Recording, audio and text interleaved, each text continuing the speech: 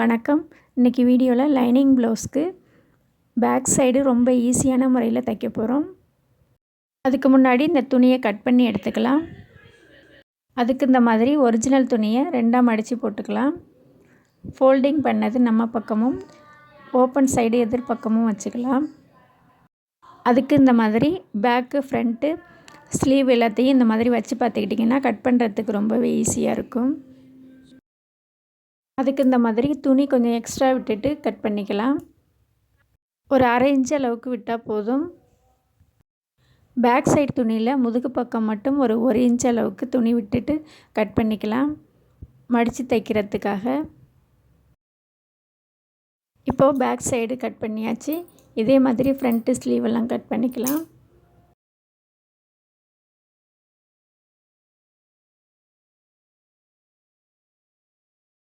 ஃப்ரண்ட்டுக்கும் அதே மாதிரி ஒரு அரை இன்ச்சு விட்டுட்டு கட் பண்ணிக்கலாம். ஒரு 1/4 இன்ச்சு விட்டால் கூட போதும். விட்டுட்டு கட் பண்ணிக்கலாம். புதுசாக தைக்கிறவங்களுக்கு துணி கொஞ்சம் அதிகமாக விட்டுட்டு கட் பண்ணால் அட்ஜஸ்ட் பண்ணி தைக்கிறதுக்கு ஈஸியாக இருக்கும். அதனால தான் கொஞ்சம் அதிகமாக விட்டுட்டு கட் பண்ண சொல்கிறேன்.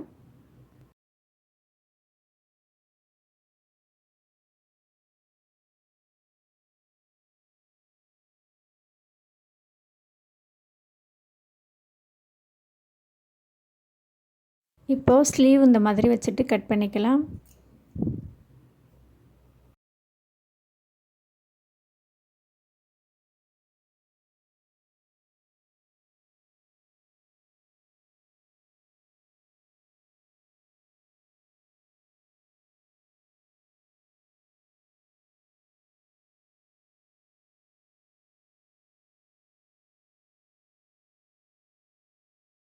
பட்டிக்கு இந்த மாதிரி 6 இன்ச்சு அகலமும் 10 இன்ச்சு நீளமும் லைனிங் துணி கட் பண்ணியிருக்கேன். அதே அளவுக்கு ஒரிஜினல் துணியும் கட் பண்ணிக்கலாம். இப்போது பேக் சைடு எப்படி தைக்கலான்னு பார்ப்போம். அதுக்கு இந்த மாதிரி நெக்லைனை நல்லா பளிச்சுன்னு தெரிகிற மாதிரி போட்டுக்கலாம். ஏன்னா அந்த லைனில் தான் தையல் போட போகிறோம்.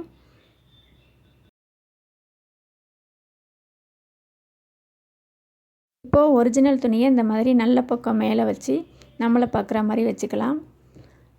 அது மேலே இந்த லைனிங் துணியை வச்சுக்கலாம். இப்போது அந்த ரவுண்டு நெக்குக்கு லைன் போட்டிருக்கோம்ல, அது மேலேயே தையல் போட்டுட்டு வரலாம். ஒரிஜினல் துணி கொஞ்சம் வழுவழுப்பாக இருக்கிறதுனால கொஞ்சம் பார்த்து பொறுமையாகவே தையல் போட்டுக்கலாம். இந்த வளைவில் திரும்பும்போது ஊசியை குத்தி வச்சுட்டு இந்த மாதிரி ப்ளவுஸை திருப்பிக்கலாம். திருப்பிட்டு தையல் போட்டுக்கலாம்.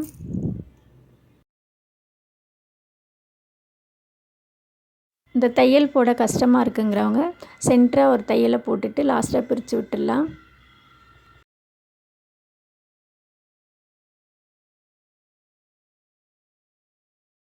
இந்த மாதிரி தையல் போட்டு முடித்ததும் தையலுக்கு உள்ளே உள்ள துணியை கட் பண்ணி எடுத்துடலாம்.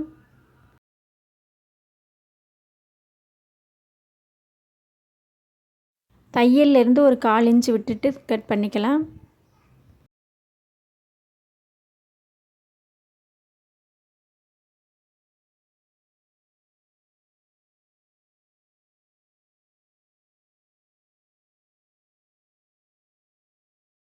துணியை கட் பண்ணி எடுத்ததும் அந்த வளைவில் அர்க்காத் பண்ணிக்கலாம். அந்த மாதிரி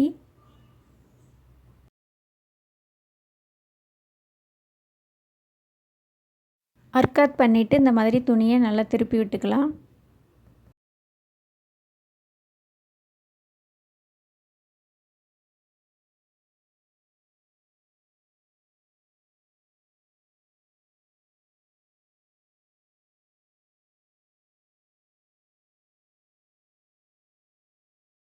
திருப்பி விட்டுட்டு துணியை நல்லா கரெக்டாக வச்சுக்கலாம். கரெக்டாக வச்சுட்டு படிமான தையல் ஒன்று போட்டுக்கலாம். இந்த மாதிரி வளைவில் திரும்புகிற இடத்துல ஊசியை குத்தி வச்சுட்டு ப்ளவுஸை திருப்பி தையல் போட்டுக்கலாம். புதுசாக தைக்கிறவங்களுக்கு இந்த மாதிரி தைச்சா ரொம்பவே ஈஸியாக இருக்கும். லைனிங் துணியும் ஒரிஜினல் துணியும் சுருக்கம் விழாமல் இந்த மாதிரி நல்லா எடுத்து விட்டுட்டு தையல் போட்டுக்கலாம்.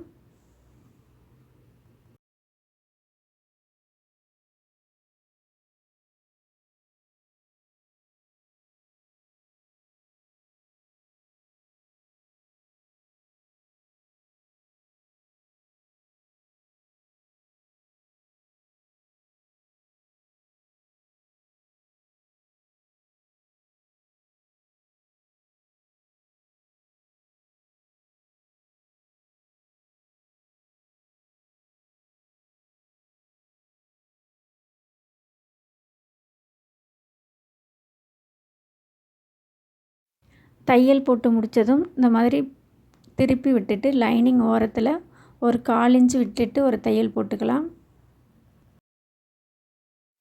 பெரிய தையல் போட்டால் போதும்.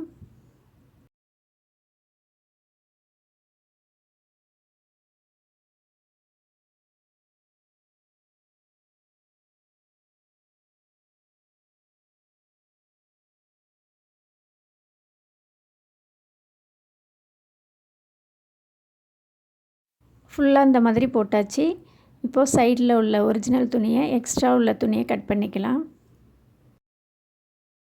லைனிங் துணியை விட்டுட்டு எக்ஸ்ட்ரா உள்ள ஒரிஜினல் துணியை மட்டும் கட் பண்ணிக்கலாம். கரெக்டாக அந்த அளவுக்கு கட் பண்ணணும்.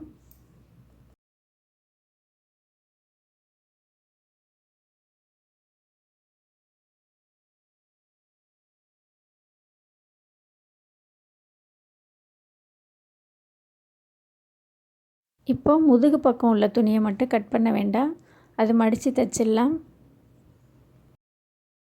இந்த மாதிரி இன்னொரு பக்கமும் லைன் போட்டுக்கிட்டிங்கன்னா உங்களுக்கு மடித்து தைக்க ஈஸியாக இருக்கும். இந்த மாதிரி லைனிங் துணியை விட்டுட்டு ஒரிஜினல் துணியை மட்டும் இந்த மாதிரி மடிச்சுட்டு ஒரு தையல் போட்டுக்கலாம். இந்த மாதிரி மடித்து தைக்கிறது ரொம்பவே ஈஸியான முறை.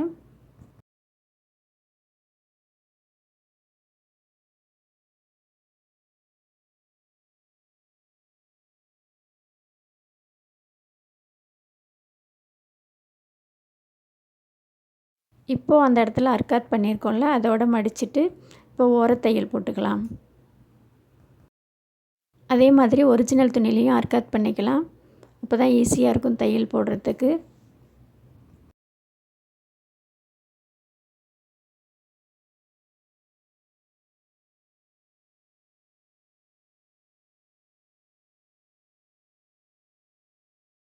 இதே மாதிரி எடுத்து விட்டுட்டு நல்லா கரெக்டாக வச்சுக்கிட்டு தையல் போட்டுக்கலாம்.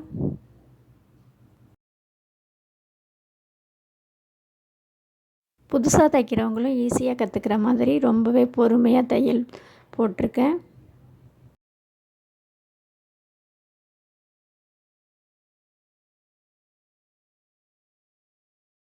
இப்போது 2 பக்கமும் 2 டாட் பிடிச்சிக்கலாம். இந்த மாதிரி ஷோல்டரை நல்லா சமமாக மடிச்சுட்டு அதுக்கு நேராக டாட் பிடிச்சிக்கலாம்.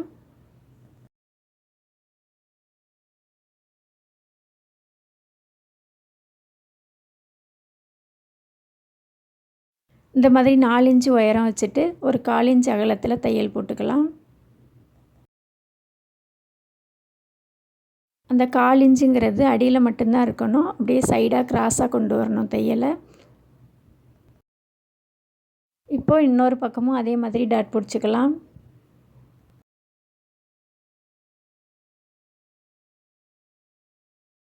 அடிப்பக்கம் பிரியாமல் இருக்க டாட்டா அடிச்சுக்கலாம்.